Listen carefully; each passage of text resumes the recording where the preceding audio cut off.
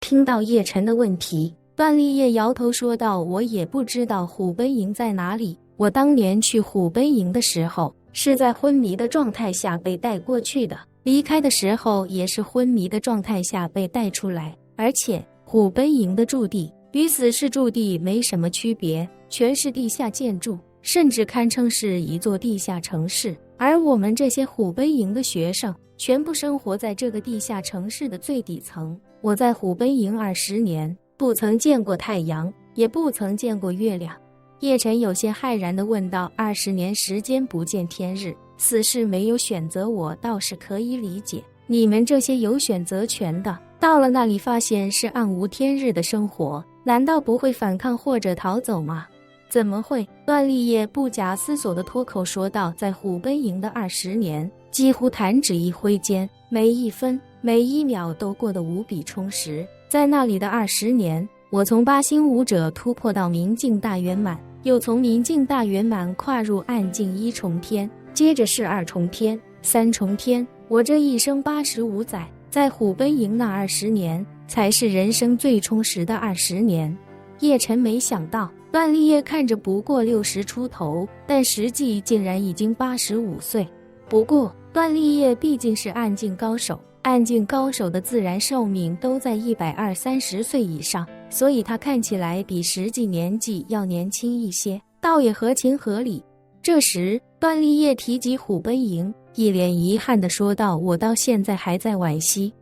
我当年在虎贲营的修为速度没能达到虎贲营的晋升标准。若我在那的20年里能突破到暗境4重天，那我就能再留10年，甚至更久。”叶晨这时才恍然大悟，不是所有人都有自己这般运气，能够快速掌握灵气，直接得到了凌驾于武者之上的更强实力。而绝大多数的武者，为了能够取得修为上的精进，都是数十年如一日，不停地修炼。对这样的人来说，虎贲营这种绝佳的修炼机会，简直就是为他们量身打造。不但可以给他们各种资源，更重要的是可以让他们几十年如一日，心无旁骛地进行修炼，甚至不会受到天黑天亮的打扰。对于那些大部分心思都在修炼上的武痴来说，能有这样的机会，非但不会痛恨排斥，而且是千金不换。想到这里，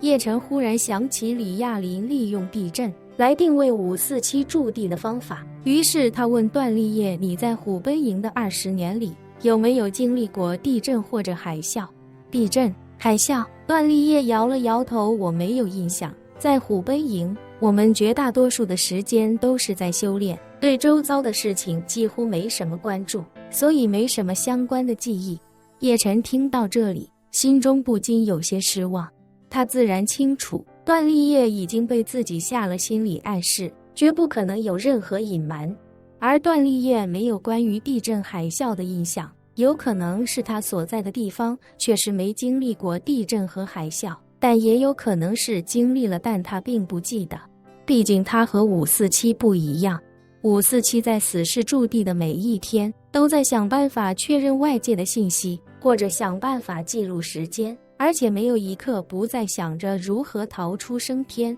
所以547对周围环境的任何风吹草动都会非常敏感。可段立业是完全自愿加入虎贲营，完全没有那种想要逃出升天的念头，甚至他还为无法在虎贲营多留10年而遗憾。这种乐不思蜀、沉浸享受每一天的人，自然不会对周围有过多的关注。无奈之下，叶晨又问他：“整个虎贲营有多少像你一样的武者？”段立业想了想，到我在的那20年里，陆陆续续有30多人，同时期最多大概20人。叶晨皱眉问道：“那也就是说，虎贲营至少培养了几十个暗境高手？”“对。”段立业点了点头，“至少也有40-50个。”叶晨一边惊讶于这个组织的强大储备，一边有些诧异地问道：“既然破青会有这么多暗境高手，那为什么这2次任务派出的人里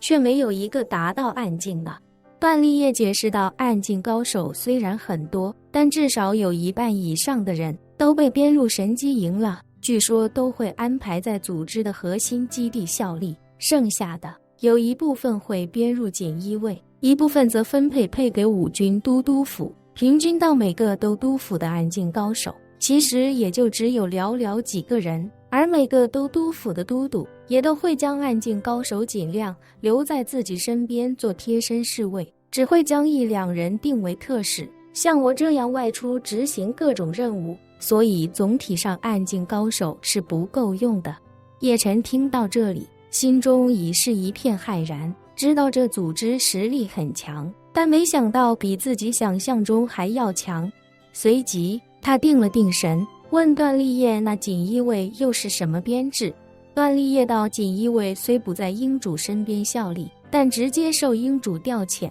他们离开虎贲营后会以其他身份被安排到世界各地，但更多的我就不知道了。说着，段立业又道，至于纽约那次，主要是因为暗杀的目标在美国影响力很大，而且那次的任务又是要将对方灭门，一旦成功，这件事必然会在全世界范围内引发巨大轰动，所以组织为了避免暴露，在遇到类似这种会引发全球关注的事情时，从来不派武道高手，都是派死士出马。死士的实力虽然比不上暗境高手，但由于热武器的发展，他们也有自己的特殊战术，基本可以具备不亚于武道高手的实战能力，所以让他们出马的话，一旦事成，能轻松干扰大众的视线，让大众自发地把凶手定义为杀手、佣兵，亦或者一些拥有武器的极端主义者，总之不会跟武道高手扯上关系，